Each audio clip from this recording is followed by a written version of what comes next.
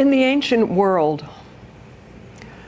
when the wisdom and teachings of the ancients were beginning to recede way into the darkness of the Dark Ages, the wise men and women from around the world met in Morocco. And the story is told that they gathered and shared teachings with each other and thought long and hard about how are they going to preserve these teachings. And they decided the best way to preserve them was to put them in images and pictures that contained the teachings of numerology and astrology and mythology and the wisdom of colors and all of the different symbolic teachings from around the world, and to place that on playing cards. Why playing cards? Well, they said, you know people, they love to gamble. And so if we put them on cards, they're going to last through the ages. But people will not necessarily remember what the cards are about. But those who know, those who have the ability to read the symbols and intuit what they mean, well, they'll be able to transmit the teachings.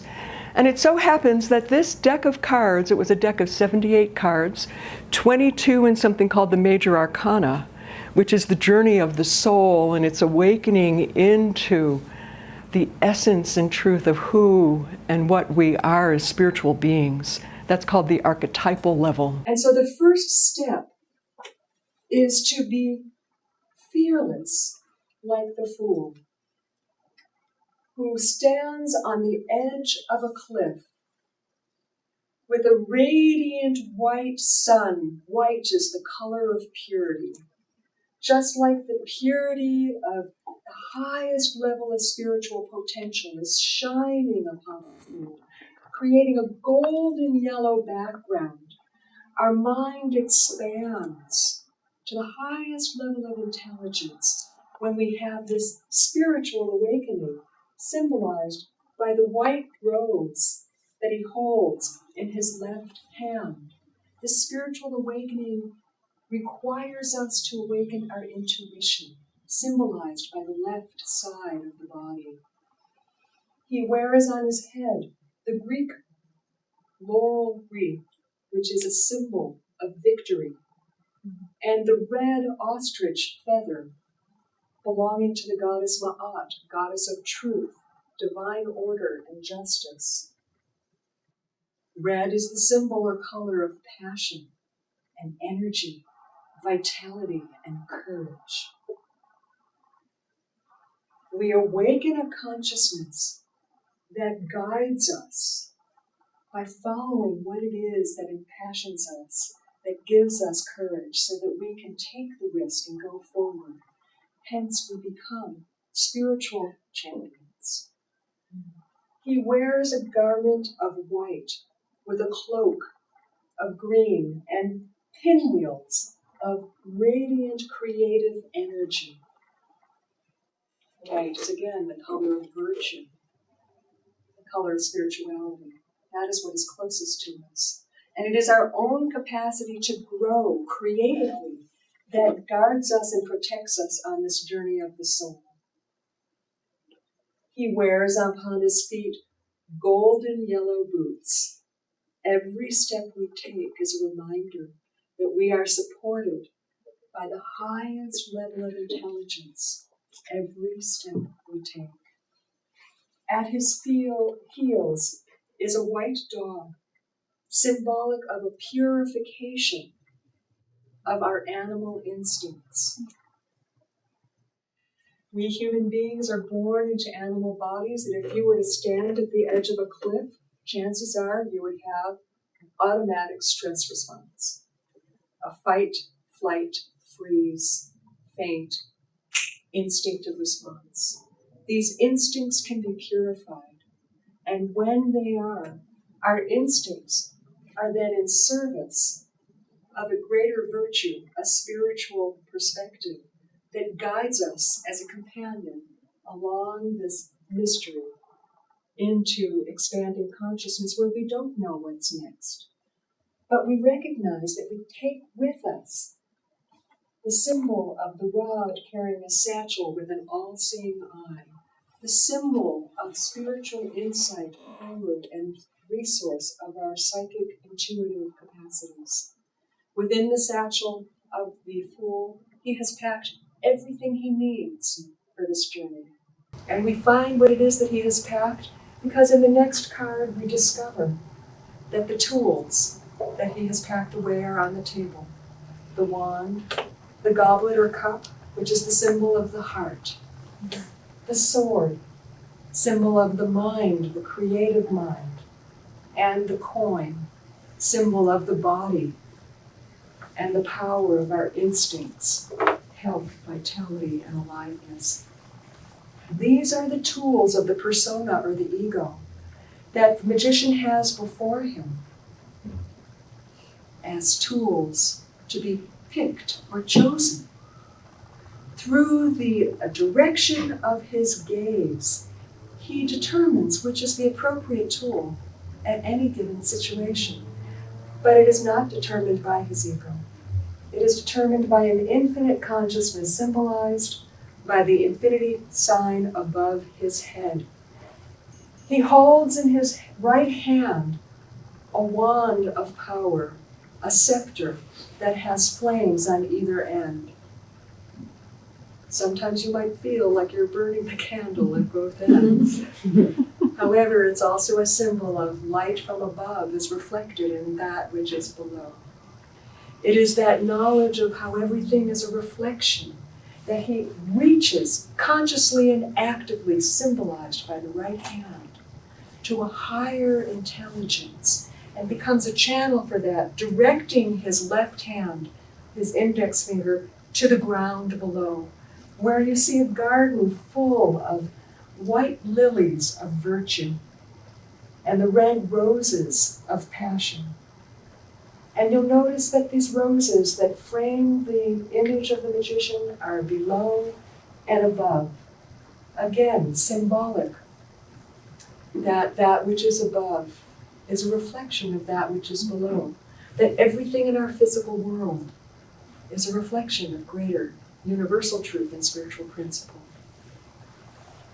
And, of course, another symbol of the eternal quest that we are on to discover how to awaken our consciousness is symbolized by the snake, biting its own tail that he wears as a belt on his white garments. We, too, awaken consciousness, a consciousness that is eternal, that grows and goes through changes, just like the snake which sheds its skin and renews itself again. He wears a cloak of courage, vitality, and aliveness, the color red. And with his power and energy bringing balance between the worlds, we then enter into the mystery of the High Priestess, where we recognize that no matter how conscious we become, there are still things that we're unconscious about. There are still things that we don't know.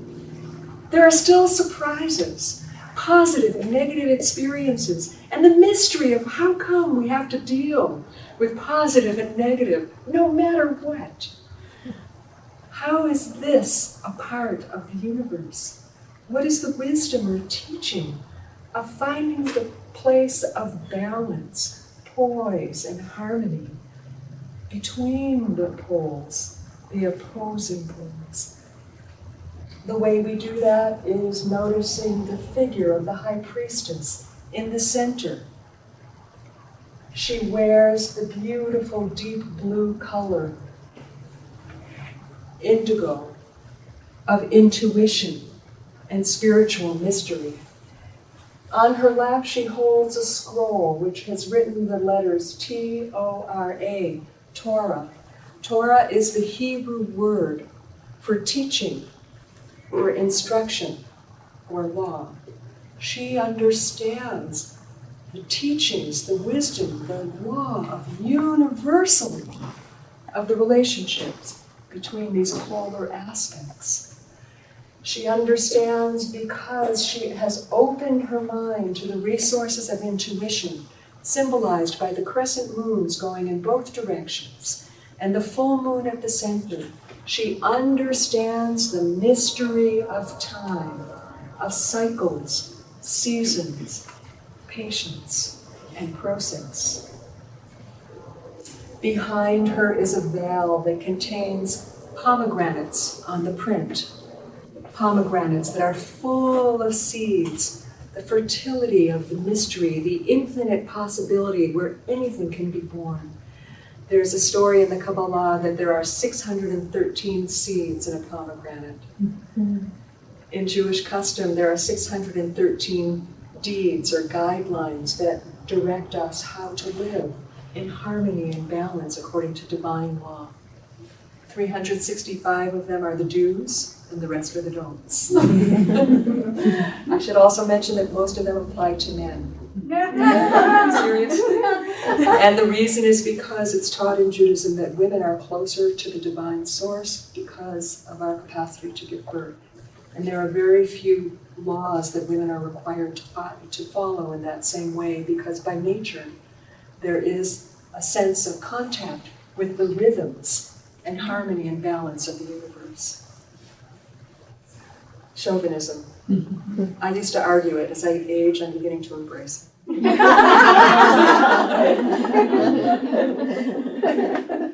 Behind her, you'll notice a sea representing the depths of the unconscious mind. And the midnight blue sky, now you'll notice the brilliant yellow, expanding consciousness and intelligence that is shining in the Fool and present in the Magician, is now the ground of being in the High Priestess. And the contrast between conscious and unconscious or subconscious or shadow consciousness is what this card brings forward. The mystery of how these polar aspects bring us into birth, into growth. Next we move, and on your decks, instead of wearing a verdant green dress, the Empress is wearing a dress that is made out of the veil of the High Priestess. And you'll notice the pomegranate symbols on her dress. Now the Empress is the one who wears the mystery of creativity, who is the embodiment of that right action that brings harmony, balance, and beauty into the world. She's the only pregnant card in the deck. She has the crescent moon under her foot. The waters from the High Priestess now are irrigating her field of wheat, which is coming to ripeness. She has a symbol of Venus. On your cards, it's a symbol with the Venus sign, the circle on top of a cross. The identity of wholeness in this world that is a blend of spirit and matter. In this card, it is the dove, which is the symbol of love, the goddess of love, on the heart. What you'll notice also, and I'm just going to pull your card out because it's the ones you're working with. She has on her head a crown with 12 stars, symbol of all of the hours of day and night. She too knows the mystery of timing of the soul, and she comes to fruition in terms of her pregnancy at just the right time to nourish and nurture whatever it is that is being born in consciousness. Ask yourself, what am I giving birth to? The Fool asks, do I trust? Am I ready to risk? Am I fearless? Magician, can I direct my attention into the form or the tool that will bring about the greatest result according to a higher wisdom? Can I enter into the mystery, the High Priestess? What is the mystery here that is being revealed? How do I be with the unknown? And then from that unknown, what is it that is being born? We also have in the Empress card, she is holding a scepter. In her left hand, the hand of intuition holds the power. Again, the scepter of power with the circle with a cross on top, or in yours, it's just circle on top. The power of spirit that brings wholeness to the individual. She is the symbol of love, of unconditional acceptance. There's nothing that doesn't fit. Because she accepts herself so completely, she has integrated the dark and light poles of the emperor, of the high priestess. She understands the mystery of yes and no, and is comfortable setting boundaries and limits. Saying yes when she means yes, and no when she means no. And she's also comfortable hearing yes and no, knowing that there's a time and a place for everything in existence. The cypress trees in the background are also a symbol of the goddess Venus. This tree was sacred to her. And as an evergreen, there is a symbol of that evergreen, eternal life, which is always renewing. In order for the Empress, and again, I'm going to now just do the Hebrew letters. Aleph is the sound before existence, a silent letter. Aleph is that potential before we give birth, before we enter, that allows us to risk. Beit is the symbol of a house, the structure, the form that we are, so that spirit can fill us.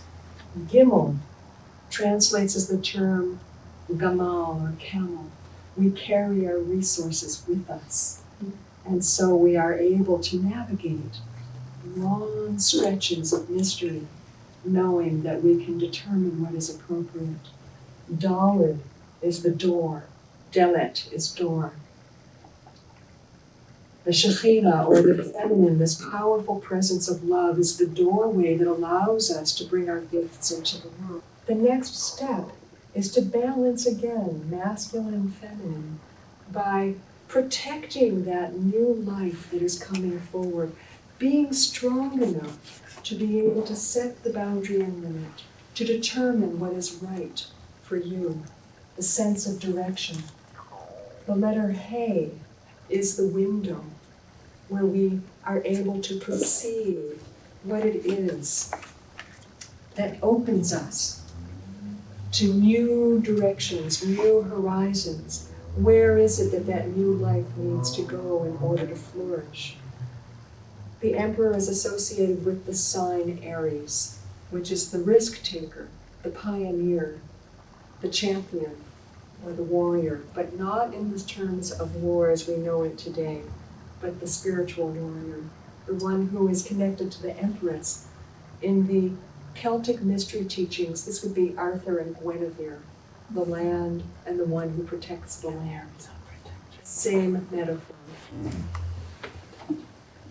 On the throne of the emperor, we see the sign of Aries, which indicates again leadership that comes from being willing to take a stand that nourishes and nurtures and supports that new consciousness that is being born. He holds in his right hand the scepter of power. He initiates the stand, and the scepter of power that he holds is the Ankh symbol from ancient Egypt. He holds life in his hand. He supports the power of life. Today we have a term for that, it's called sustainability. This is about sustainability long before it became fashionable. In his other hand, he holds a globe, symbol of wholeness, presence, and power, and the symbol on the globe is that regal presence and power.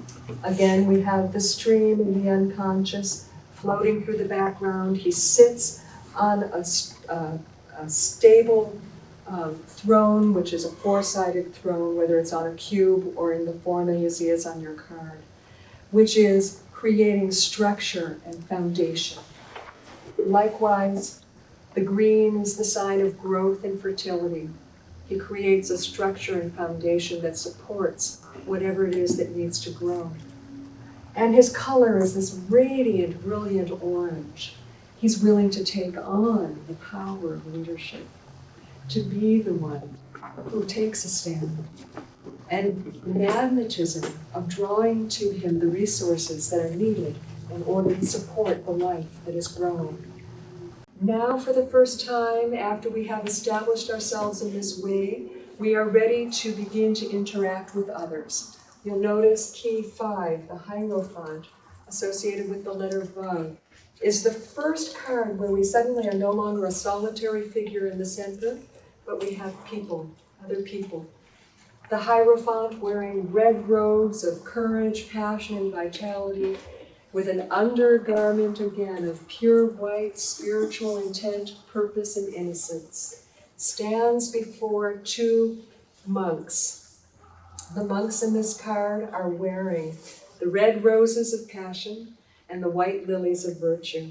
The Hierophant, the word Hierophant literally means sacred stories. How are we delivering the teachings, the stories that bring forth the uniqueness of the soul or the consciousness that is awakening? The number 5 is very specifically about that awakening self. And what is so interesting is that we return now to being between two pillars, but the pillars of the High Priestess, which were black and white, are now shades of gray. We have learned the wisdom of the universe and are disseminating those teachings. But what is true is how those teachings are received will depend on who's listening, and they will be interpreted based on the individual as they hear them. We have also the scepter of power now in the left hand. It is by staying in contact with our intuition that we disseminate the spiritual teachings.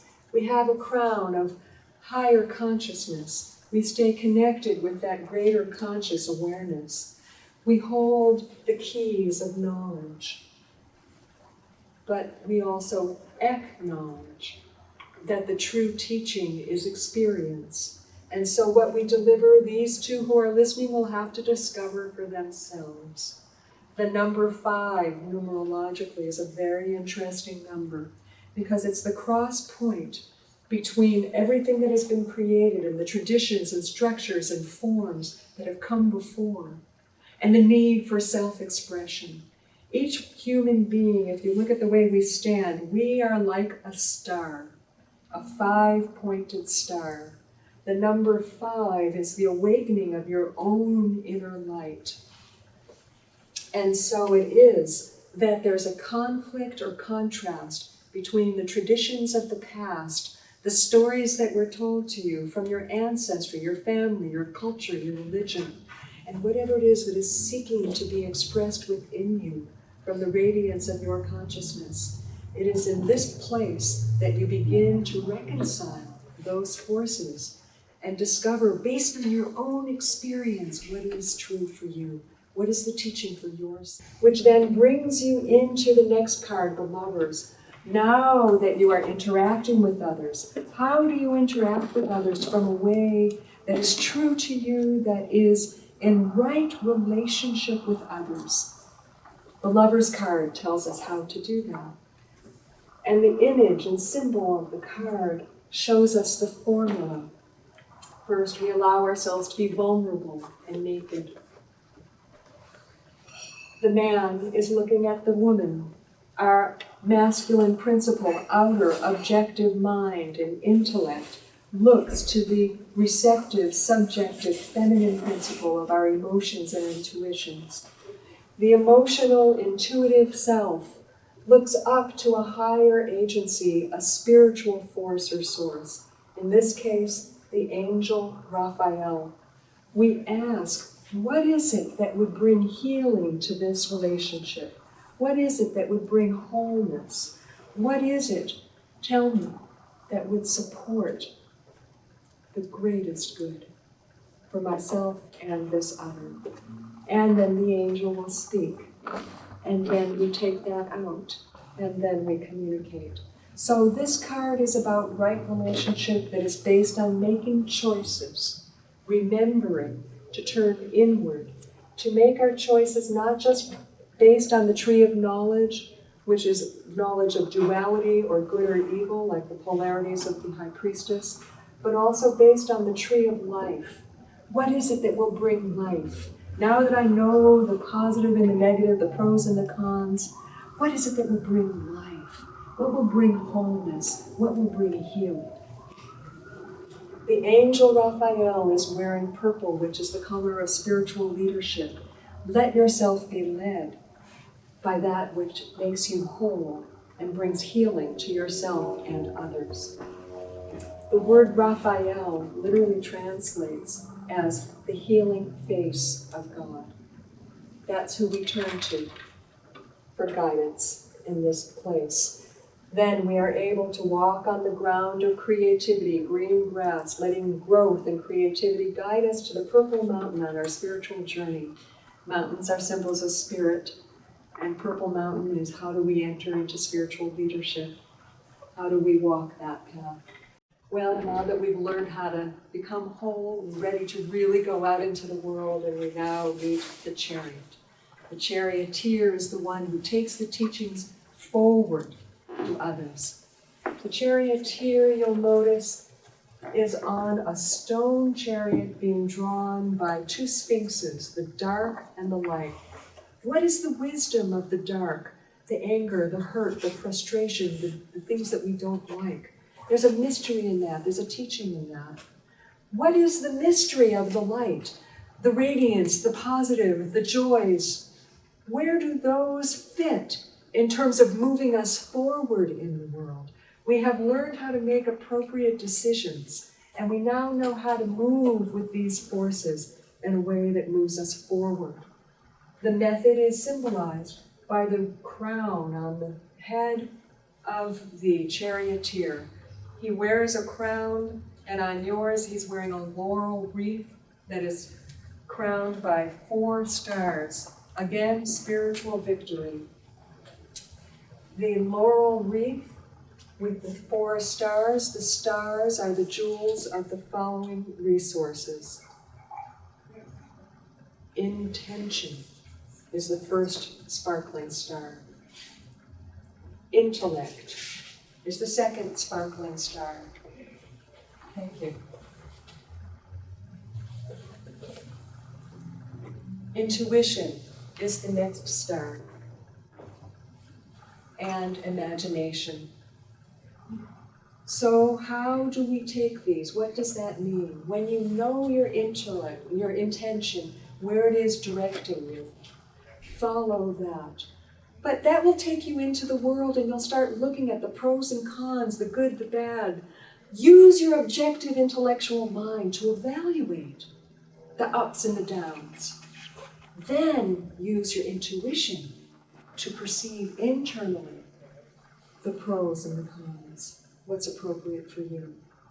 Now you have all of the facts and figures and the internal awareness. Use your imagination to be able to perceive how to bring all of these together in a way that will meet your ultimate intention.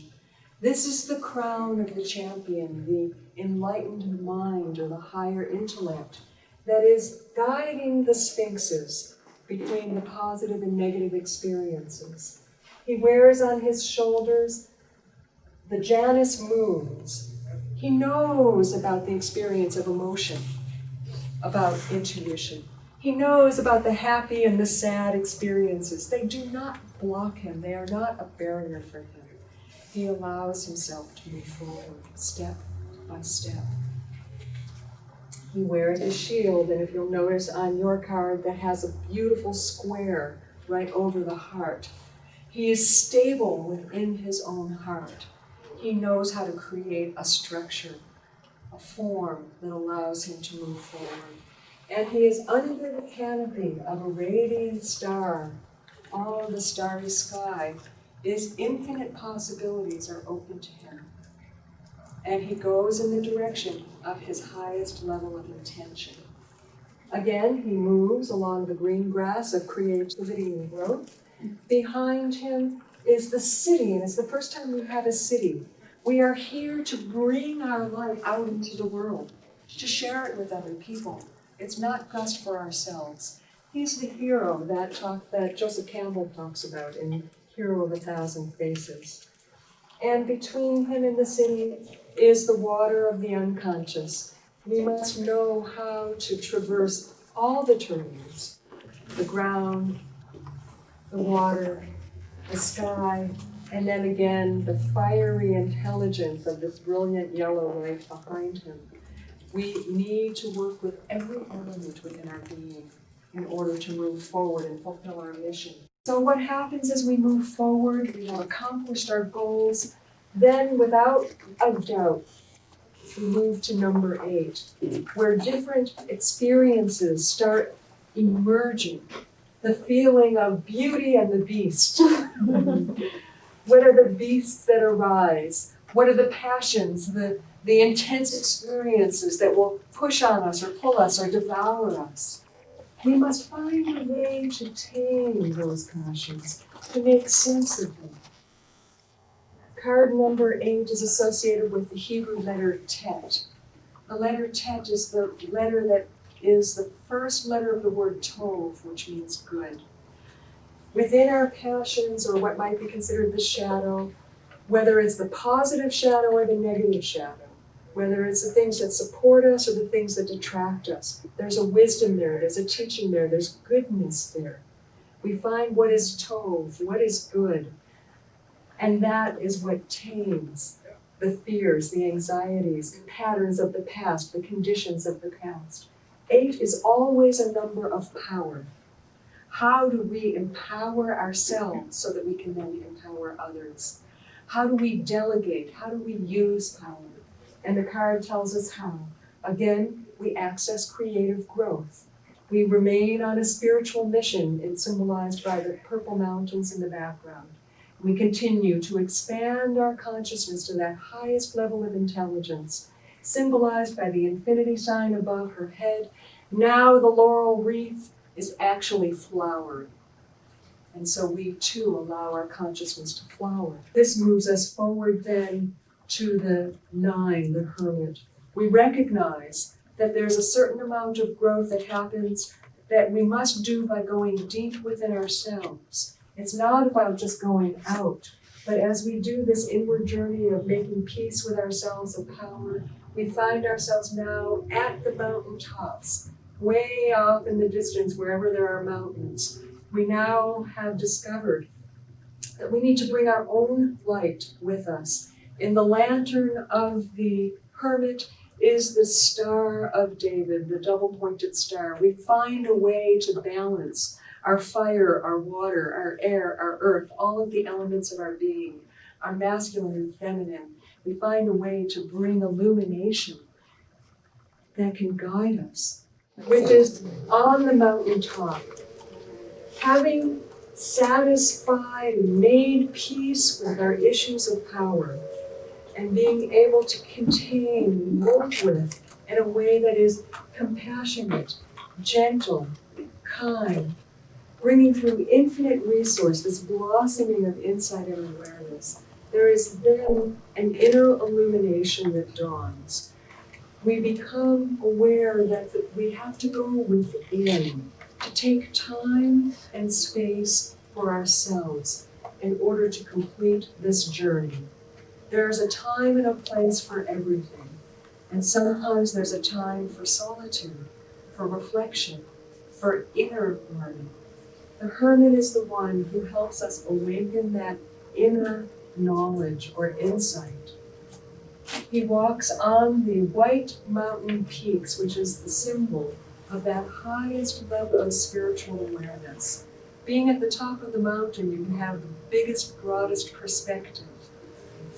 Likewise, he holds in his left hand the wand of power based on his intuition, his perception, his psychic resources. He uses that to support himself as he walks the spiritual heights. He has in his right hand a lantern. The lantern has a Star of David in it, which is the symbol of the blending of opposites, like the yin-yang symbol. That which is reaching up, that which is reaching below, creates a radiance of its own. Within our own nature, we have this aspiration and a desire to integrate and bring into the world. So as the hermit, carrying our own light, in the midst of the mystery, in the midst of the darkness, in the midst of the midnight sky, is able to find peace. There's completion. The number 9 always represents how is it that we come to completion. We move from number 1 all the way through number 9. 9 is a universal number as well. It's a number of humanity. It's a number that we begin to recognize that we move beyond the individual self, out in the way. And one way we can understand this is like the existential crisis. Every single one of us has a journey that only we can make. And in that, we are all alone. However, in that aloneness, we discover that this is where we're all one. Every single one of us has to reconcile our relationship to these mysteries. And having come into a place of new insight, knowledge, and understanding, we start a whole new level, which is based on the Wheel of Fortune. The Wheel of Fortune happens to be one of my favorite cards. It's the card of getting off the wheel of karma. So if you want to know how to do that, and if you happen to have picked the Wheel of Fortune, this is an opportunity for you to turn your consciousness around, consciously shifting. The way you do that is, you'll notice, now I want you to look at your cards. In the corners, you'll see a man's head that represents Aquarius, an eagle that represents Scorpio, a bull that represents Taurus, and Leo the lion. In your card, you will notice that they're all reading books. They're reading books because they are learning the lessons that these 4 signs offer. Aquarius is the sign of the intellect. Scorpio is the water or emotions. Taurus is the bull of earth. And Leo is fire. In astrology, there are 3 principles. There is the cardinal principle, there is the fixed principle, and the mutable principle. The cardinal principle is the energy of Aries that initiates. The fixed energy is the energy of Taurus, which holds sometimes in a somewhat stubborn way. The energy of the mutable sign is the sign that shifts and changes like Gemini. It so happens that Scorpio, Taurus, and Leo are the fixed signs of air, water, earth, and fire. So you are asked, if you want to get off the wheel of karma, how do you get stuck in your mind? How do you get stuck in your emotions? How do you get stuck in your habits, patterns, and routines? How do you get stuck in your pride and vanity and arrogance? I know what's right and it's all up to me and I want your adoration. The Leo energy, I'm the one. More focus. So the question becomes, I don't want to offend any Leos, because there is the transformative energy of each of these. In the Aquarian mind, where we can get into very rigid thinking, instead we transform the mind by opening into the ideals, the aspirations, and the humanitarian perspective and principles that are behind our beliefs, ideas, attitudes, and beliefs. We universalize. On the emotional level, instead of getting stuck in our anger, frustration, grief, sadness, we are like the eagle, able to fly high above and gain perspective on how these feelings inform us with a sense of value, and how the emotions are signals about what's important to us. And Taurus the bull, instead of getting stuck in habits, patterns, and routines, and wanting things just so, we instead learn, how do I really support myself? What is it that really nourishes me? What is it that I really need? And can I create a structure that will support that new life and new growth? And then Leo, instead of becoming arrogant and prideful and vain and needing the limelight or approval from others, we recognize that there is simply a radiant light of creative force that is moving through. And having learned what that light is, can I allow the spontaneity of that creative force to be expressed in the form that it seeks, and to be able to be a carrier of that. When I have learned these lessons of my ideals, my perspective and values, the ability to structure my life and express my creative spirit, I'm able to get off the wheel of karma. Make sense? So much easier said than done. So how do we do it? We have here the wheel, we have a little demon, we have a snake, and we have a sphinx. Well, this is the mystery of how to do it. Like the Sphinx, we know that every experience we have has wisdom. We hold the sword of discrimination, which is a double-edged sword. One blade is the blade of the intellect, which looks at outer facts and figures. One blade is the blade of the inner perception, which looks at those inner signals. When we look at our thoughts, feelings, habits, and patterns, and creative expression, we begin to determine the wisdom of what it is that's going on. And we slice through whatever it is that is bedeviling us. What is that little demon that we are attached to? And we learn then, like the snake, to shed its skin and to let go of whatever it is that's needing to be released, so that we can then move forward in a new way. That's the formula. Then you'll notice here the wheel itself has the letters T-O-R-A, Torah, again. We move in relationship to the teachings of universal law. That is what we align ourselves with.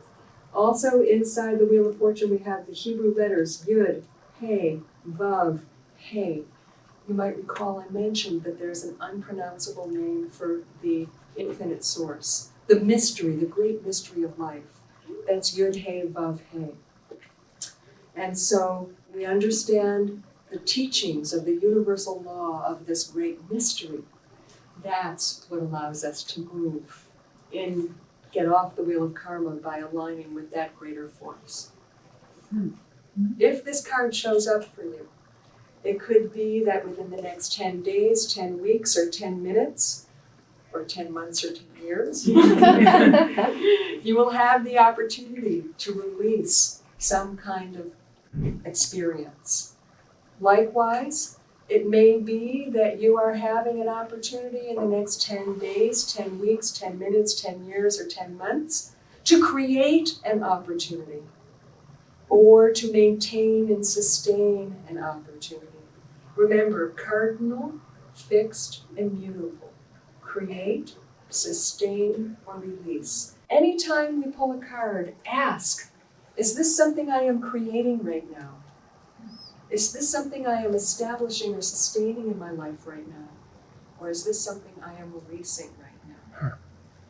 And so, let me look at the question of number 11. 11 is the card of justice. Justice is symbolized by the goddess Ma'at, which was the symbol of justice and truth in ancient Egypt. Behind the justice card, we see that radiant yellow golden light. We attain the highest level of intelligence in order to find that place of poise and balance. In the left hand, let me make sure I'm doing this right. In the left hand, I hold the scale of balance. Balance between inner world and outer world. As we move into the double digits here, we are taking all of the lessons and we begin to interact at a higher vibration, as though we are agents now of social, cultural, spiritual evolution for the awakening of humanity. So justice requires that we come first into alignment with ourselves, and then we can act as a force for justice in the world. We wear the robe, which is a color of red vitality, courage, takes courage to be one who yields and wields justice, with the border of green, which is about creativity and growth. Holding in the right hand the double-edged sword, once again, of discrimination, using intellect or tuition. On the crown is a golden diadem, which is recognizing that we have to awaken to the highest level of consciousness in order to perceive that universal order and balance that we access in the Wheel of Fortune to heal and release our own karma. We learn to become an expression of that quality of harmony and balance in our interactions with others. It's also interesting, it's associated with the Hebrew letter Lamed. Lamed literally is Lamed, which is learning, teaching. So when we learn the great mysteries and teachings of the universe, we come into order, into alignment with what it is that brings that greater sense of harmony, balance, and perspective. And so it is that we are then able to disseminate justice, not so much by what we say, but by who we are. Which then, of course, takes us to the 12th card, because we discover this little world card keeps Sign of the That's times. what's happening in our world.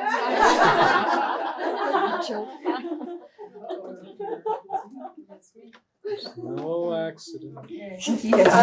We realize that the world as we knew it is probably just the opposite of what we thought. The world turns upside down.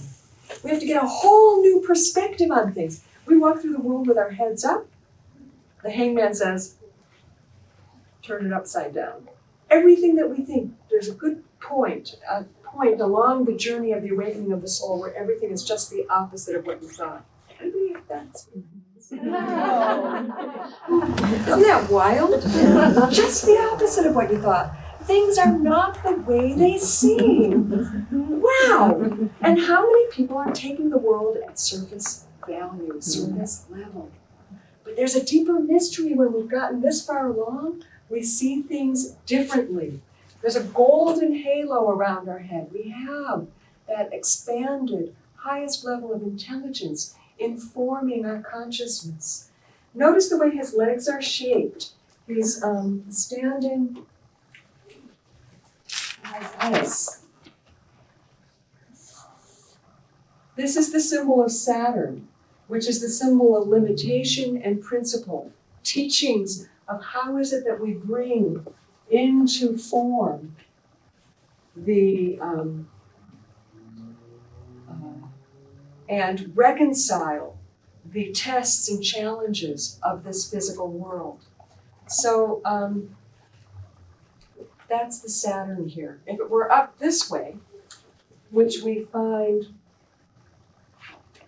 on the world card, the opposite, the legs are going like that, that's the symbol of Jupiter. We finally expand into the world. Remember, Jupiter is the symbol of expansion. However, reversal is true at this phase of the process. So when you start realizing that everything is just the opposite of how it seems, you might go through an experience of contraction, an experience of, how can that be? And the number 12, particularly the hangman, is requiring you to look at what are your hang-ups? What are the things that you got stuck on? Particularly, were there any issues around martyrdom? Any issues around sacrifice? Any issues around overextension? Remember we talked about the unconditional love of the Empress? Well, until we really get that unconditional love means also loving our limits and boundaries, we can tend to overextend and give ourselves away. The hangman says, that will not do.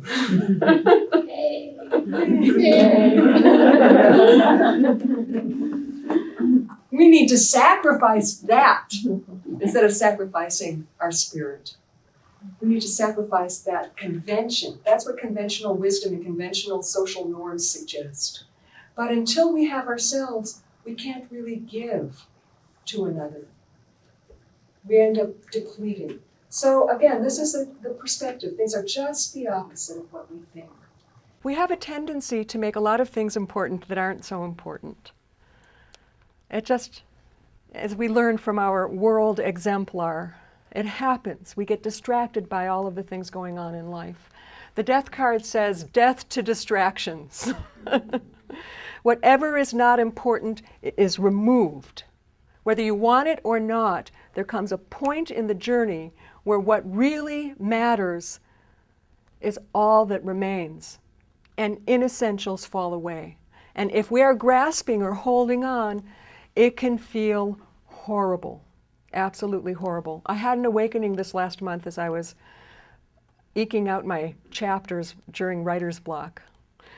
And I realized, remember I had talked about the different gateways to awakening, that there is being in the presence of a teacher. Oh, how wonderful to receive Shaktipat, where just by being with a teacher, you awaken to the reality. And I know some of you have had that experience here, but not all of us have that opportunity. So most of us do one of these 4 other gateways. We go through the experience of spiritual discipline. We do our practice. We do it every day. We do our yoga. We pull a tarot card every day, whatever the practice is. And if we stick with it and we don't let anything distract us, we can awaken. We get an insight. Likewise, sacrifice is another gateway. The letting go of what is inessential. And I really think that anybody who has been a parent has chosen the gateway of sacrifice as a way to awaken. Because you must put yourself aside if you are really going to be there for the sake of another being in their growth and development. There are many forms of sacrifice. I think another form of sacrifice that awakens us in these days is overcoming addictions. Alcoholism, cigarettes, you name it. You must sacrifice that in order to walk in a way that is true. And in that process of sacrificing that which is inessential, you awaken to what is really true, what is essential, and you discover a different universe. Sacrifice and discipline are 2 sides of the same coin. Now another one is the path of trauma and tragedy, when trauma and tragedy act as a teacher. Now we're getting down, you see all of these in the death card, don't you? Sacrifice and the discipline of doing what is really essential. Trauma and tragedy, when it looks like things are being taken away from you and you have no choice but to surrender. Anybody ever have that experience? We've all experienced all of these cards, every single one of us. So we learn what matters and what doesn't matter, what's real and what's not real. The last gateway is the pathway of bliss. The pathway of bliss. Oh, how many of us wish for that pathway? The tantric traditions are about that, using erotic sexual energy or pleasure to awaken and to get a glimpse of what the universe really is, that freedom, that what the Dalai Lama calls ultimate happiness, that there's an ultimate happiness. I remember when I was studying with the Dalai Lama at the Kala Chakra teaching, he said, you know, in our world, in the world of conditions, we have good and bad. Our likes, our dislikes, our reactions, happy, sad. He said there is this other place that's beyond that. The Kala Chakra is all about touching the place that's beyond the cycles of time and conditions. And he said, that place is beyond good and bad, happy and sad. But if you want to know what it feels like, it's closer to happiness. That's how he described it. It has more of that quality. That's the path of bliss. We connect with the reality of, and I do believe we had several people here in our check-in today talk exactly about that. I remember Peggy saying when she was talking about the hangman, you know, and it's really not so bad. It's a good stretch to be in the hangman position. And then Janine was talking about, yeah, in Mexico they actually celebrate death. It's playful, it's light, it's birth.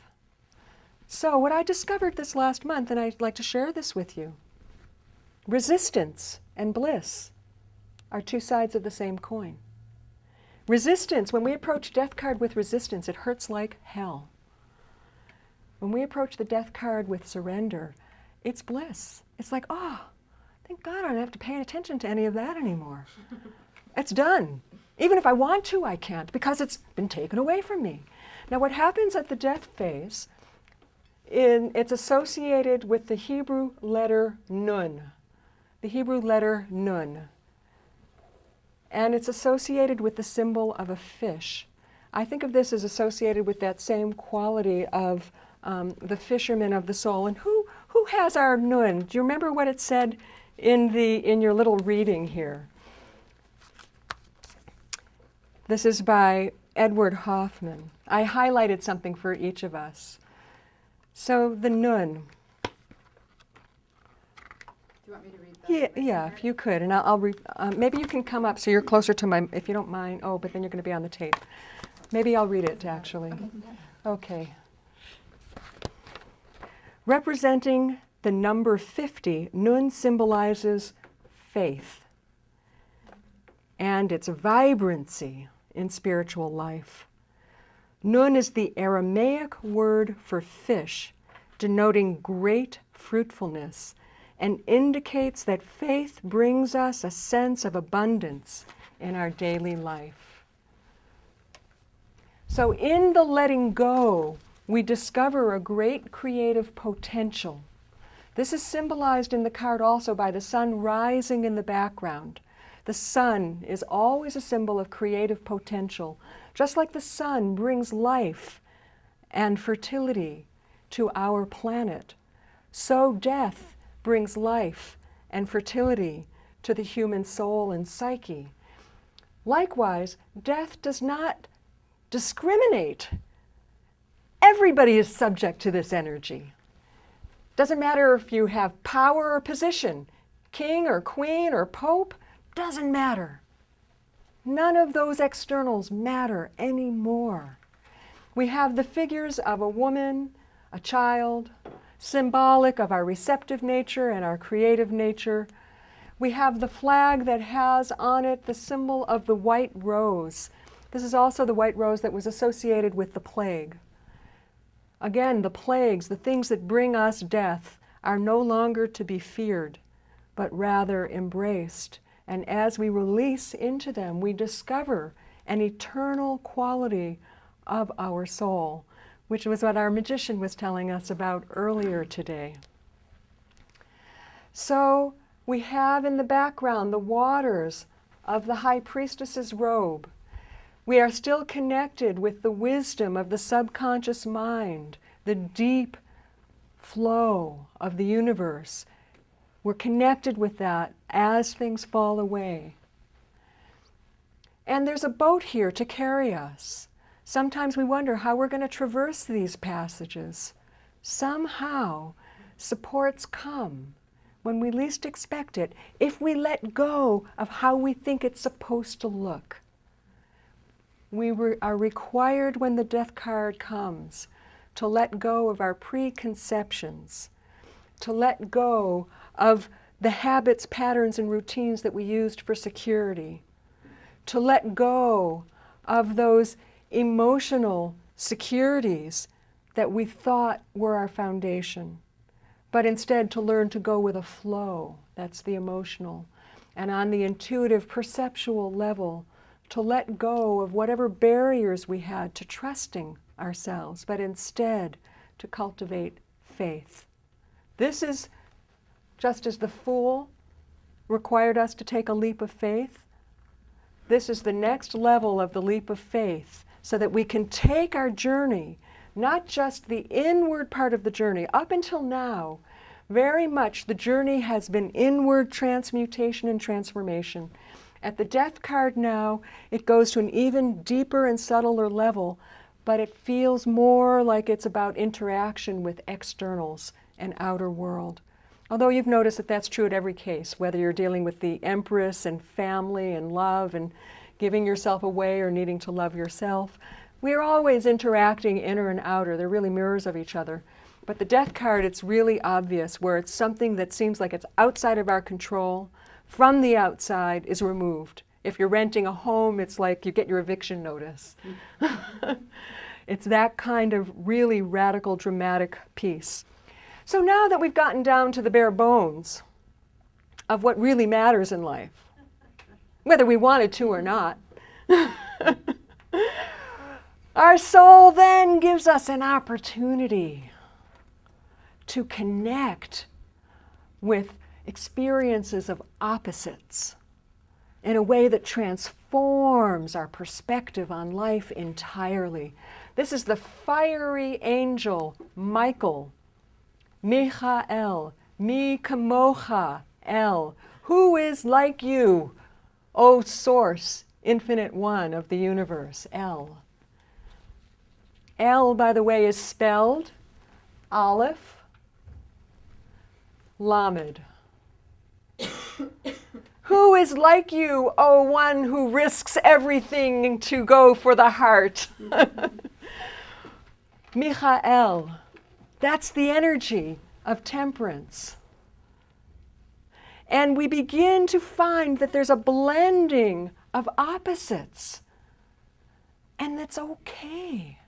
Instead of being caught going pole to pole, suddenly we're in a new state of consciousness that can hold opposites, and it all makes so much sense. Like tears of joy.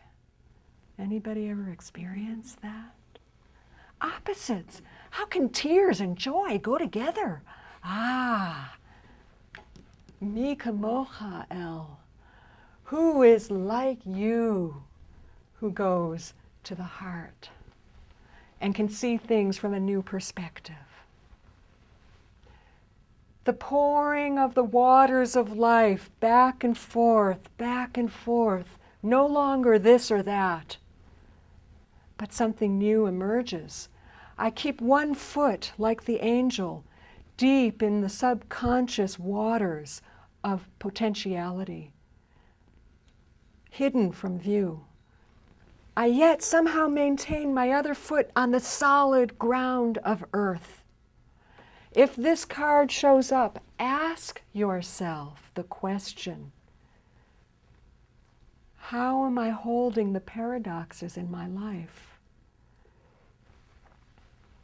Have I allowed every element or aspect, like the rainbow, to be transformed, to have a place and a space that illuminates and radiates its own distinct colors? This is the blending of fire and water. The rainbow is sunlight coming through mist or haze. Fire and water creating beauty.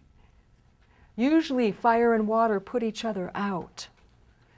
You put fire under water, it boils and evaporates. Gone. You put water on fire, it douses it. Gone. This is a different creative potential that is only available after we've gone through the surrender of death. That there's another way that illuminates the full spectrum of our experience, as our temperance card related to us earlier. We have the irises in the background. Iris is the Greek goddess of the rainbow, another symbol of the same thing. We notice that the path comes from the depths of the subconscious. The path, the journey of the soul, is golden consciousness, bright yellow, coming into an intelligence. There's an intelligence that guides our way along the path of our own awakening, through the fertile green hills. It's hilly. Don't expect that it's going to be a straightaway. As we enter now, we continue to find our way up and down until we achieve a highest level of consciousness, symbolized by the golden crown rising over the purple mountains of nobility and spirituality. This is a journey in which we discover and attain the highest level of consciousness that we then bring forward. But what ends up happening at this next phase of the journey is we think we've got it made. We've let it all go. We are now so illumined. And lo and behold, we discover we have a few attachments. Hence the devil. The next angel who shows up is the one that says, what's bedeviling you? What are you still attached to that you thought you let go of? The Devil card is card number 15. It's associated with the astrological sign Capricorn. It has the Hebrew letter Ayin associated with it. The Hebrew letter Ayin is a silent letter. There's another silent letter, which is the Aleph. These are the two silent letters. But the silent letter Ayin is a silent letter that comes from your throat. It's a guttural silent letter. It catches. So if I were to say, for example, Aleph, it's Aleph. If I were to say Ayin, it's Ayin. Ayin comes from deep. This is what catches you. Ayin. Ayin also represents this and means the word eye. The eyes, are you looking? Where are you looking? Where do you still get caught? It has to do with your perspective. And so what we notice here is that the Devil card and the Lover's card are deeply connected to each other. We notice that in both cards we have two naked figures, a male and a female figure, standing beneath a spiritual, supernatural being. In the Lover's card, lo, it's the angel Raphael, healing angel. From the Devil's card, it doesn't look like an angel anymore. Why? It's because if we look at the cards, we'll notice that the man has his eyes closed. Our intellect, intelligence, directed, focused awareness is not paying attention. And the female, our receptive, intuitive, emotional nature is no longer looking up for guidance on what is it that will bring me wholeness and healing. She's looking out to everyone outside of her. Just take a look at the cards and notice where she's looking. I'm looking to you for approval. I'm looking to you for agreement. I'm looking to you for confirmation. I'm not looking to the sources that can really bring me the wholeness and healing and health that I quest. And so I get attached to what you think or what you feel or your responses or reactions. And the attachment is symbolized by these chains around the necks. But notice the chains are big. These chains are not binding. How easy would it be to lift that chain and take it off? Very easy. We have on these two figures the same symbols that we have with the tree of life and the tree of knowledge. The tree of life stands behind the man and his eyes are closed. He's not looking to what is it that brings him life. We must direct our focused attention on what is it that brings me life. And she, instead of focusing up to higher knowledge and wisdom, symbolized by the angel, is instead looking outside. And she gets caught in the judgments of good and evil. The tree of knowledge is not about good and evil. The tree of knowledge is simply knowledge about what is. We are the ones who interpret it as good or evil.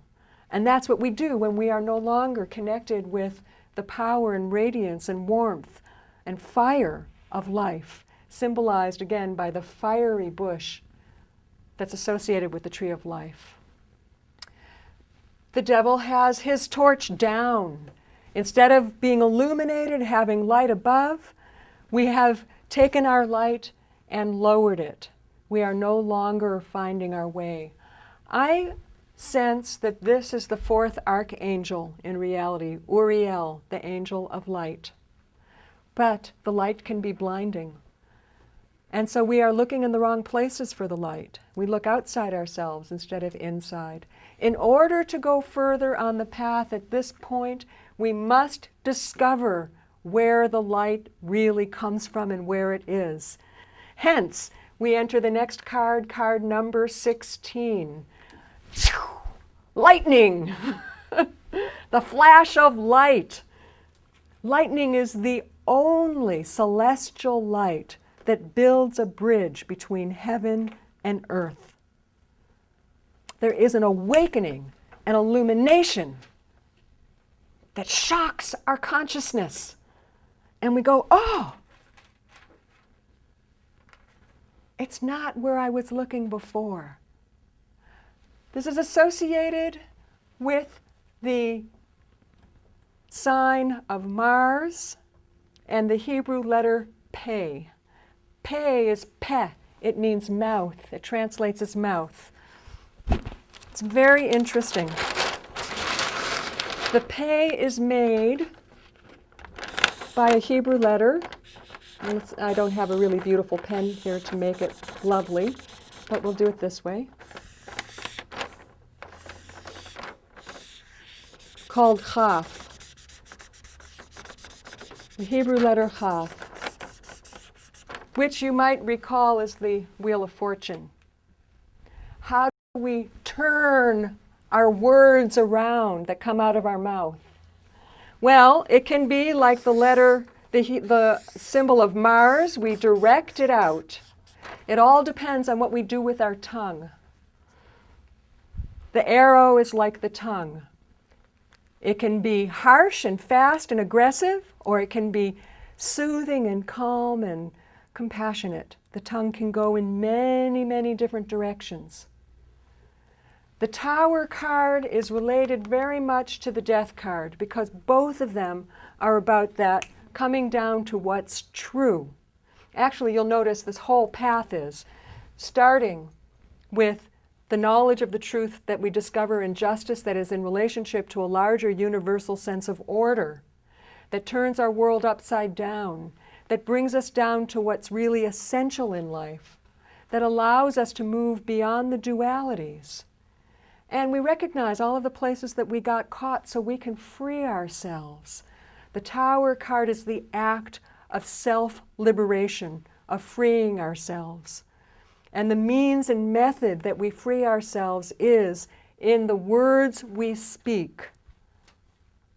The words we speak match the higher illumination and intention of a greater intelligence. And so our actions, our words, and our inspiration or intention match. The letter Pe, which literally means mouth, is this capacity, like the Chaf, to turn the wheel around, the wheel of fortune, by taking the tongue and turning it inside the mouth. The Pe looks like that. It has a little yud that goes in, and it makes the sound Pe. Actually, it's one of the double letters. The Pe, to really sound like a P, has a dot in the middle of it. Without it, it's a PH sound. But that's beyond what we need to know here. So the holding the tongue until you're clear about what you want to say, so that you can turn your consciousness around to the most creative potential. Come from the heart. Bring your light into the world. Make the stretch. Let go of inessentials. Be able to hold a space that's larger than this or that. Let go of your attachments to outcomes. Then speak. Speak the truth. You don't even have to be harsh or directive. Just speaking the truth will send people flying out of the tower. Anybody ever notice that? It happens because it awakens someone when we speak truth and we are coming from the heart. It can shift someone into having to do their own journey. We may have suddenly turned their world upside down. It may feel like it's happening to them. If they're lucky, they will take that as an invitation to begin their own soul's journey of awakening. We serve to awaken each other, but it's not personal. I'm not here to awaken you. How many of us have gotten caught in that trap? I know I have. It took me a long time to realize that, you know what, I don't have to teach people anything. Life is the teacher. Life is the teacher. So this is the card where we begin to get it. Life is the teacher. All I have to do is speak what I know to be true from my own experience having traveled this far. The tower is a symbol of human construction. You'll notice that most of the cards do not have human construction. The ones that do are the charioteer and the tower. We do have a couple pillars. We have a chair to sit on, but it's not like something that humans dwell in. So the challenge for the 16 and the 7 is, how do we interact with the constructed reality of conventionality in a way that brings forth the truth of the champion that travels through the world with wisdom and allows us to act as illuminators for ourselves and each other without taking that on as a zealous mission. It's simply natural. It happens by accident. It's not something you have to force or make. So Mars, when it's not skilled, is the forcing, thinking you have to make it happen, or the direction, versus the allowing it to happen. You speak truth, things change. Direction happens. That's the mystery teaching of the Tower. That takes us then to the vulnerability of the Star card. The vulnerability of the Star card. The Star, like the Temperance card, is pouring the waters of life back and forth. The Star dips deep into the waters of the subconscious. She returns to the pool, and you'll notice the pool shows up in a few places here. It's the same water that comes from the trails of the High Priestess, that runs through the background of the Empress and the Emperor. We see the water again showing up. Where are we? Here in the Death card, moving again into the Temperance, and now into the Star card. So if you want to take the next level, pull those cards out that have water in them, because they contain a mystery of how is it that we bring our light into the world. We are at peace and composed in relationship to the polarities. We are connected with self-nourishment and self-nurturement that empowers us to act as an advocate for a greater intelligence, that allows us then to do the hard work of letting go of inessentials so that we can recreate our lives based on a foundation that is beyond duality, either or. So that we can then, after we have done the hard work of speaking truth, nourish ourselves again. We must remember to take time to support ourselves by dipping into the waters of life. And we take the water from the subconscious, the creative, intuitive, subtle signals, and we fill the ground of being with this deeper insight and awareness. You'll notice that there are 5 little rivulets of water pouring out into the ground. Fill your senses with the subtle awareness of the soul. So this is when we now recognize that everything in the physical world is actually a representation of spiritual principle. Everything. And we begin to see with our eyes, but also with our inner eye. And we hear with our ears, but also with our inner ear. And we smell, and we taste, and we touch, and we recognize that everything is symbolic and metaphoric of a greater teaching that can bring us light, illumination. The 8-pointed star is associated with the angelic realms. In many indigenous cultures around the world, the Basque culture, for example, is one that I know, also from some of the Aboriginal cultures.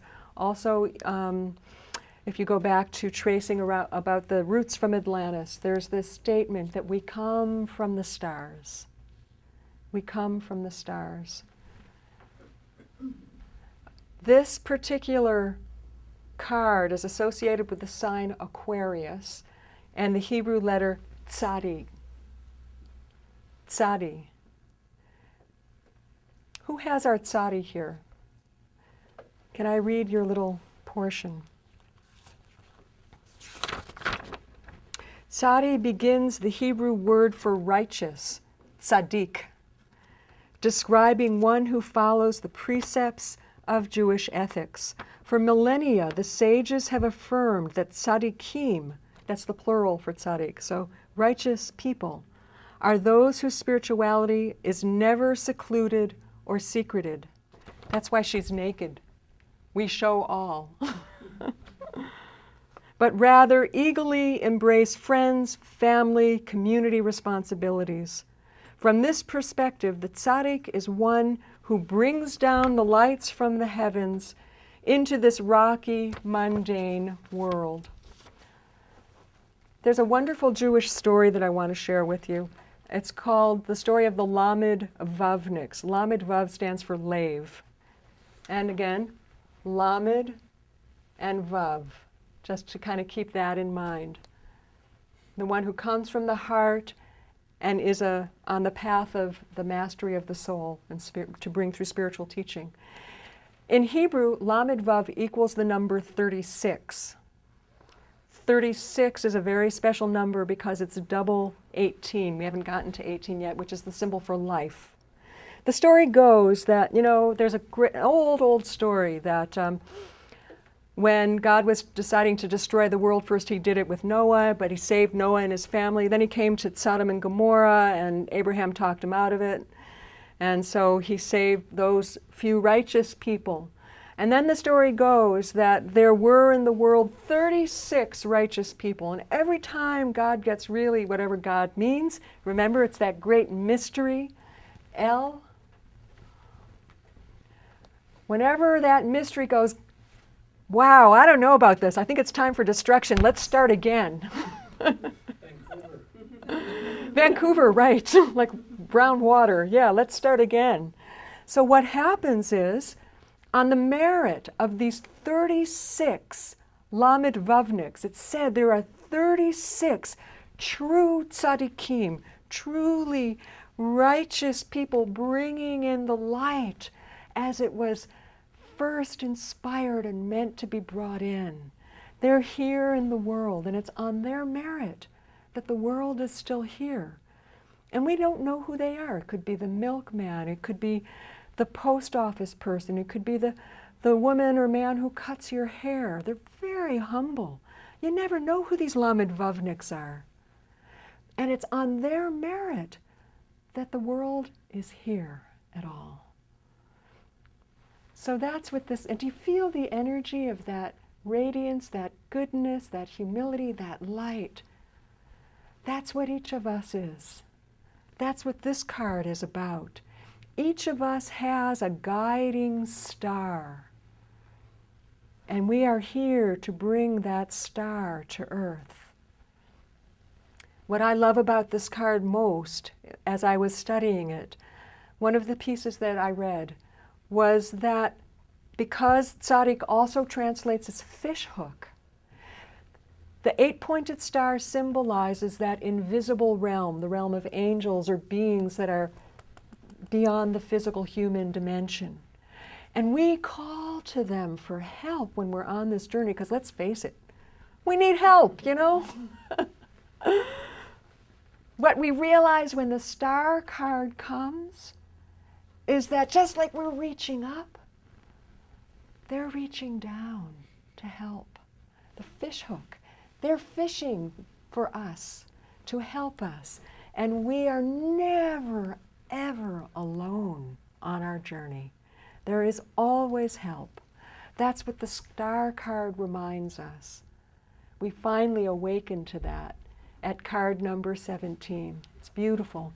And it happens from being our authentic self, our vulnerable, naked, human, frail self.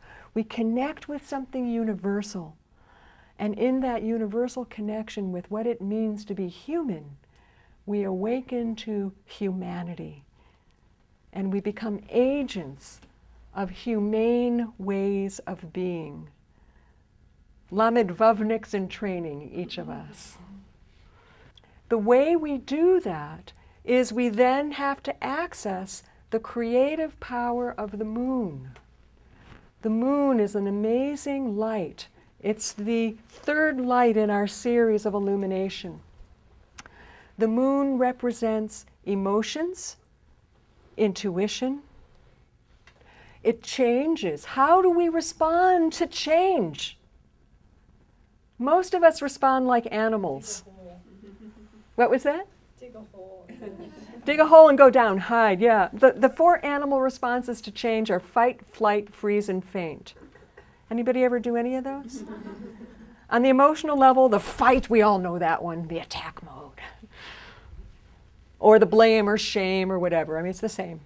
The fight. The flight mode is how we run away. And we run away in our minds, too, by telling ourselves all kinds of interesting stories that may or may not be true, as opposed to just being present with what is.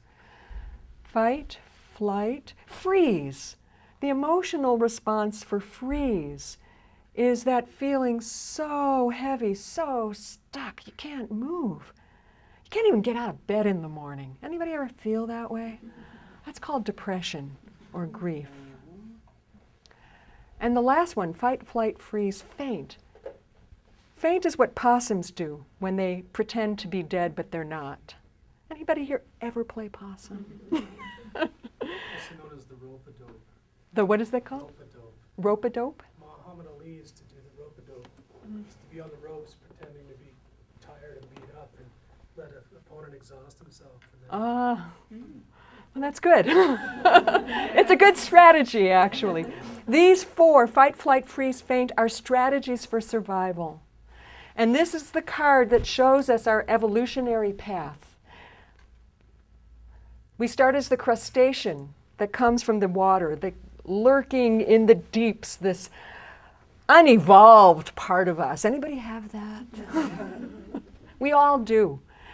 At some point, we climb out of the depths of the unconscious and it crawls on to the path of conscious awakening and spiritual journey.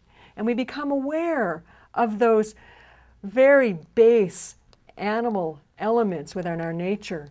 And we then need to recognize the wild wolf part of us and the tame, domesticated dog. How many of us have been tamed and domesticated and conventional? How many of us have these wild aspects or elements? We all have all of these parts of ourselves.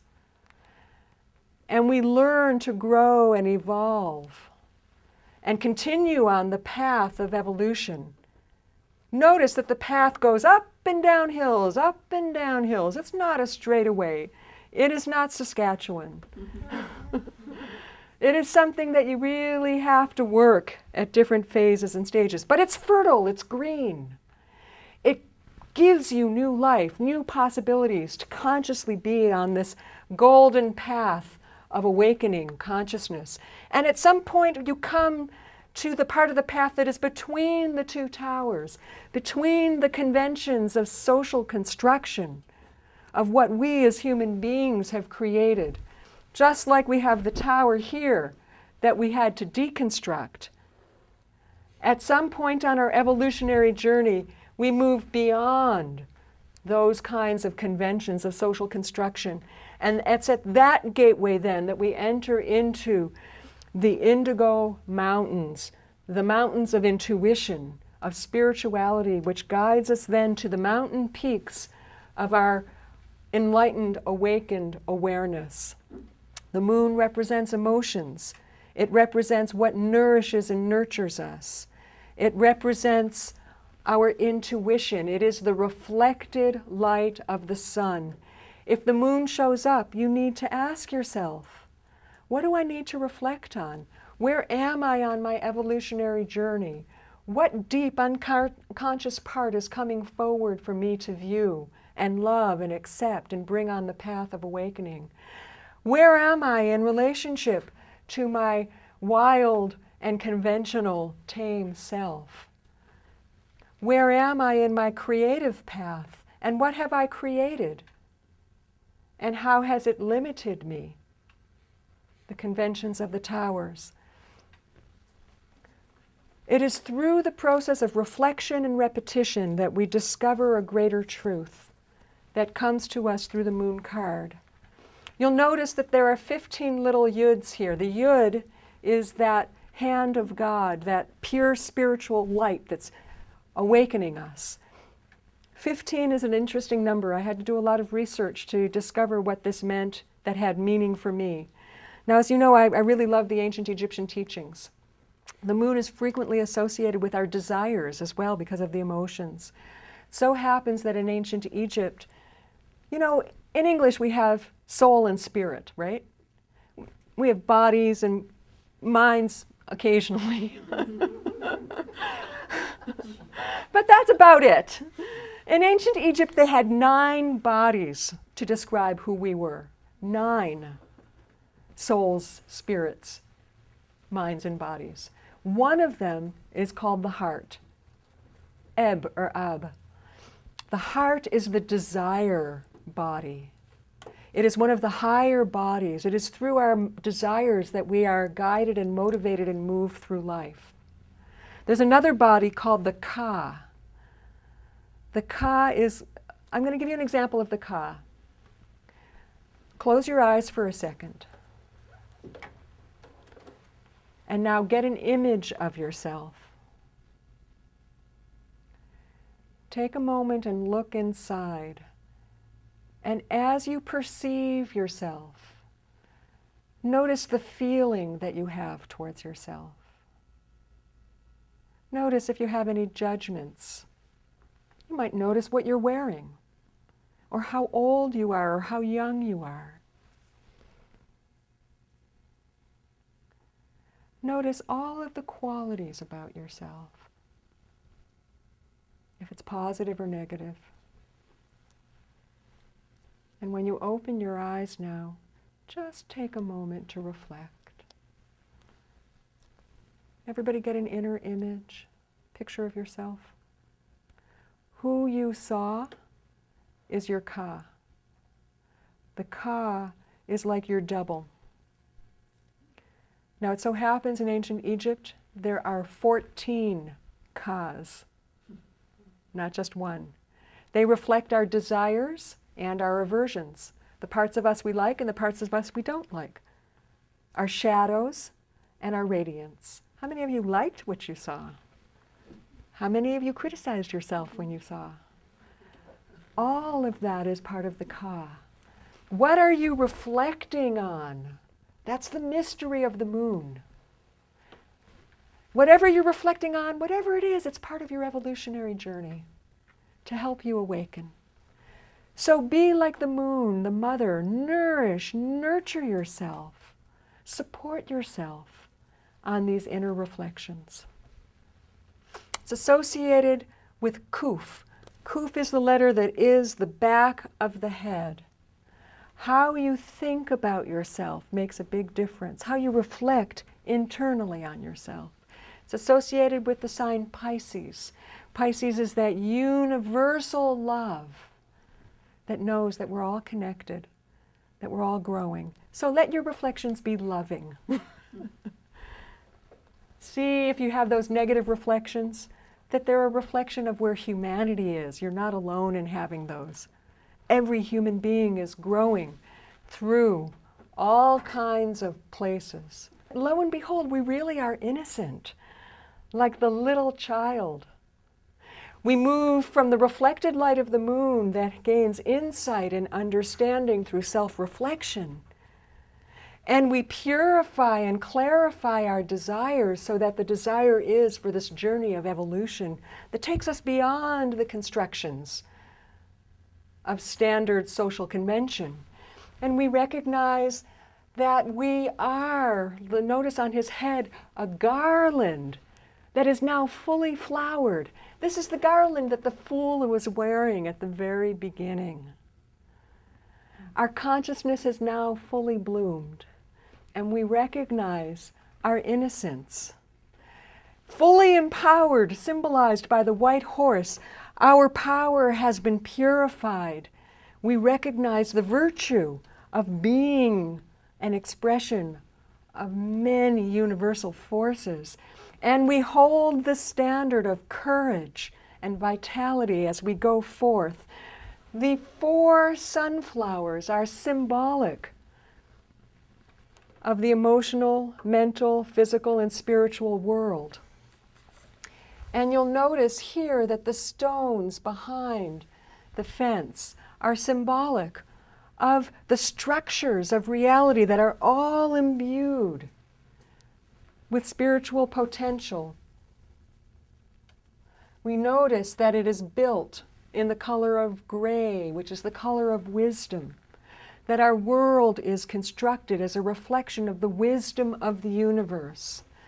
We notice also that the sun itself, and I remember I've counted these in the past, but I'm going to have to do it again. 1, 2, 3, 4, 5, 6, 7, 8, 9, 10. Good, my memory serves me. Just wanted to make sure that I wasn't making that up. We have 10 straight lines and 10 wavy lines. 10 is the number, again, of the tree of life. And so the radiant consciousness shines through 11. Each of... 11. Did I miscount? 1, 2, 3, 4, 5, 6, 7, 8, 9, 10. 1, 2, 3, 4, 5, 6, 7, 8, 9, 10. All right, the wavy ones are 10. Just to the left of the number, the numerical symbol that you missed, that's the 11. Where's that? Yeah, 1, that one. No. 2, 3, 4, 5, 6, There's 7, 10 8, wavies, 9, there's 10. 11. Yeah, Straight. 10 wavies, 11 straight. Okay, so the wavy lines, the 10 wavy lines, are symbolic of the light penetrating through the 10 spheres of the tree of life, so that there is the illumination through each of the spherote. The light is shining through our consciousness. If we add all of them together, we end up with 21, which is going from 1 through 21. And of course, we know that this little guy is the fool in his innocence, the naked child. Too funny. I'm sorry? That's too funny. What's too? That was the card I pulled, and I'm in sun already. Yes. That was the card I just pulled today. The fool? Oh, well, there you go. So you see how the cards interconnect. It's like chutes and ladders. And so now that we are innocent and we're fully empowered with our animal instincts, the horse, as well as our spiritual instincts and creative intelligence, the sun, we allow our light to shine on every blade of grass. Like the sun, we are not discriminating who I'm going to shine on and who I'm not. We just allow ourselves to radiate and emanate the creative potential that we are here to bring to the world. We then move forward into a state of rebirth and resurrection, which is the judgment card. The judgment is card number 20. It's associated with the sign Pluto and the Hebrew letter Shin. Oh, I should mention also, the sun card is associated with the Hebrew letter Resh. Resh means Rosh. Rosh is head. It also means like beginning, like the head of the line, you would say. So this is really the beginning of the conscious awakening, and we start innocent. Isn't there an expression like that? Only as children shall ye enter, etc. So that's again another reflection of this universal teaching. When we have that innocence, we can then be reborn. Notice all of the figures here are coming out of coffins, and they're all the color gray. We are born into a wisdom. We are reborn. Male, female, child, our intelligence that is directed, concrete, objective, male, receptive, intuitive, emotional, female, creative, innocent, child, born with its own wisdom, gray. No longer black or white, but the color gray is the wisdom color. We are floating on the sea of consciousness. We are born from the depths of a much larger intelligence that flows, again, from the robes of the high priestess, all the way through. In the background, we have here on the far shore, land that moves into mountain peaks and caps, the same that the hermit is traversing on his journey. We too recognize that we are here in the world, born anew, listening to the call, which is a spiritual call from the This particular angel is the other fourth angel in the Major Arcana. This is Gabriel. Gabriel is the angel. Gever is strength. Gevurah is one of the Sphirot. Do you have the strength to be your spiritual self? Gabriel is the strength of El.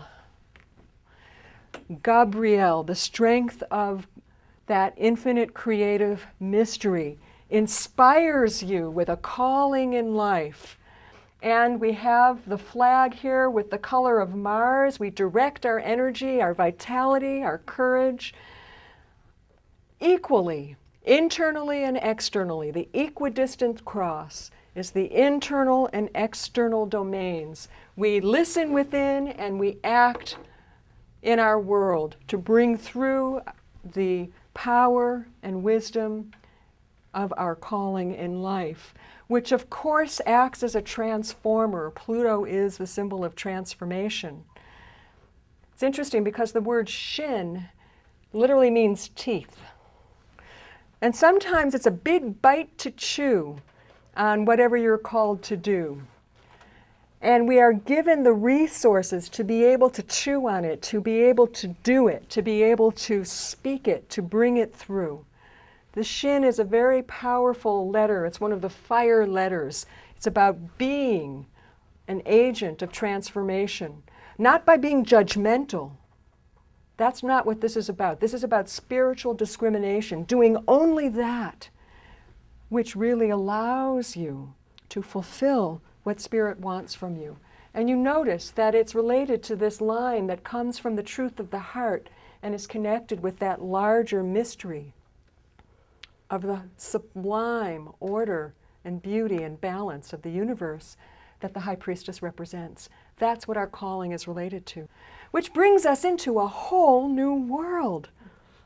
We recognize, where's my 10? Where 9, 10, here we go. So these two cards, you can see how they're related. In the early phase, we've learned the lessons of how do we move beyond rigid thinking? How do we move beyond getting stuck in negative emotions? How do we move beyond the limits of our habits, patterns, and routines? How do we move beyond our pride and ambition and instead tap our creativity, tap our deeper sense of values, tap whatever it is that truly moves and motivates us so that we can create those ideals? In the World card, we now become the manifestation of those ideals, motivated by what it is that is transformed and true, in a way that brings our creativity through, in a way that honors the reality of our lives. Aquarius, the man, the thought. The eagle, transformed emotions. Lion, the transformed creative spirit. And Taurus, the bull, our transformed relationship to our physical bodies and the world. We are within the beautiful garland of the world. This earth is the garland of beauty. Definitely. I also saw this as the womb. And especially if we look at the Empress, which is the energy that this is really representing. We start in the womb of the Empress, and then we enter into the world, and the world is our womb. We have an opportunity to explore and experiment and create, living what's really true, what our calling is, letting our light shine here in this world. We now have not one baton, but two, because we recognize that on the inner journey, we are discovering the truth of our oneness. But as we come into this world, we enter a world in which things appear more dual and dualistic. And we learn how to handle all of those experiences. We wear a scarf or a drape of purple, of nobility, of spirituality. We bring our spiritual purpose with us into this world in our vulnerable, naked truth. And you'll notice also that many of the interpretations, I personally think of it as a female figure, but many of the interpretations suggest because the genitals are hidden, that it could be a hermaphrodite. We don't know for sure if it's male or female, although it looks pretty female to me personally. Me too. Yeah. What can I say? But that's what the ancient, some of the, not the ancients, that's what the more contemporary teachers suggest, is because the genitals are covered, it could be male, could be female. And especially, you know, I lived in San Francisco for 20 years, it could be a he, she very easily. But really, it's about the experience of the mystery of our creative process, which is still covered. The genitals are always associated with creativity, whether they're male or female, they're creative. And that still is not completely revealed. How is it we're going to create this world? It's not revealed yet. That's the mystery. And so these four represent then also the quality of the four suits. The swords are the intellect, the Aries, the emotions, the cups, the fiery spirit of the wands, and the earth of the pentacles. We bring our power and resources into the world. In January, we're going to start looking at those resources.